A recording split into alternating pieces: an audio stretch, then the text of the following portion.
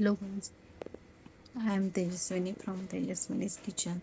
आज मला अप्पे, ओनियन उत्तप्पा आणि मसाला डोसाची ऑर्डर होती. त्याची मी पूर्वतयारी केलेली आहे. वरण शिजून घेतलं आहे, बॅटर तयार झालेलं आहे. सगळं काही कटिंग झालेली आहे भाज्यांची सांबारसाठी. आलूची भाजी करायला आलू चटणी तयार झाली हे आहे. बघा गाईज, आपली भाजी, डोशासोबतची भाजी, सांबर, चटणी, बॅटर सगळं काही रेडी आहे. आता आप्पे आणि